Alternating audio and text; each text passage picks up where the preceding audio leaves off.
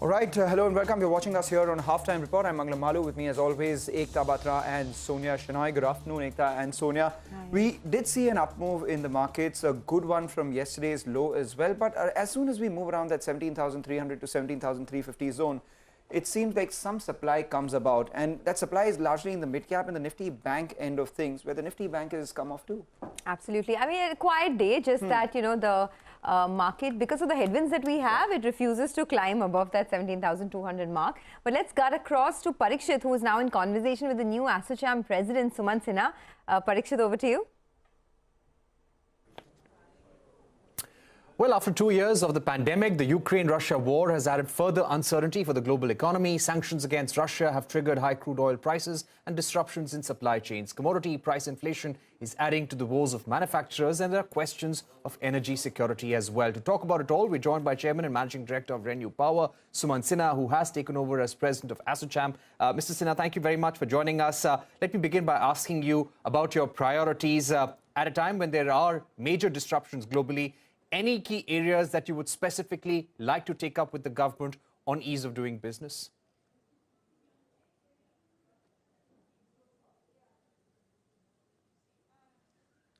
You're on mute, sir. Yeah, thank you so much, Parikshit, for having me on the show. Look, I think the Indian economy has made substantial progress over the last few years. I think if you look at the financial sector, it's by and large in much healthier condition now. The corporate sector, a lot of the balance sheets have now got delevered. At the same time, now post-pandemic, the demand is also picking up quite substantially, and that's why we are looking at fairly robust growth, not just in the current financial year, which is now ending in a couple of days, but also I think next year. And I think all the sort of things are in place now for fairly, I think, sustained and high levels of growth over the next several years. Now, having said that, of course, at all levels of time, you can have a better environment. And I think, look, on the ease of doing business, clearly the government has made a lot of progress. Our rank has gone up from 140th to somewhere around the 60s. And now the government has to, put in place plans to get it up to the top 20 or 30. And I think for that, a couple of things perhaps are important. I think we need a more stable tax environment, perhaps.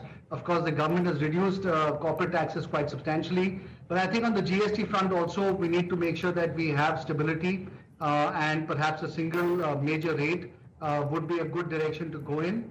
I think that would be quite useful. And then I think on general policy making as well, the government is continuing to work in that direction. The retrospective tax having been dealt with, I think, is a very important signal to the rest of the world that things are opening up, things are becoming easier to do business in India. And so I think we just need more of the same. We need more tax simplification to happen. We need more, sort of ease of compliances happening. And I think as long as those things continue to happen and policy making, both for export incentives as well as for overall operational ease and efficiency, I think as long as those keep improving, I think we'll make, we'll continue to make progress and get to the top 20 or 30 that the government is aspiring to get to fairly soon. So I think a lot of things have already been done, but clearly in any economy, in any area, more, of course, can also be done in the areas that I've mentioned. Right. Just to speak to you about energy security in light of high crude oil prices, which have been triggered by sanctions against Russia and the war between Ukraine and Russia as well. When it comes to energy security, what would be your key ask? Look, on energy security, I think we, as you know, as a country are dependent on energy imports to a very large measure. We import almost $150 billion of oil, gas and coal every year. Coal, of course, is imported mostly for the power sector. That is something that we can entirely reduce our dependence on by pushing forward faster on renewable energy. The government, of course, is moving forward in that direction. But I think we need more capacities to get set up faster. And I think if we can do that, certainly coal imports, can be stopped almost immediately. As far as gas imports are concerned, we can eventually replace gas with green hydrogen. That will, of course, take some time. It will take a few years. And the government certainly is working on coming up with policies in that regard. We've come out of the policy on the supply side on how to make green hydrogen cheaper. Now we need policies to come out on how to create the demand for the green hydrogen and force the consumers of green hydrogen to shift to green hydrogen. I think once that comes in, then you can start seeing the dependence on LNG also go down. And then eventually, of course, the issue is how can we actually use more electric vehicles, more fuel cells based on green hydrogen to eventually start bringing down our dependence also on oil imports. I think all of that is now possible from a technology standpoint. It will eventually become possible from a cost standpoint as well over the next 3-4 years' time.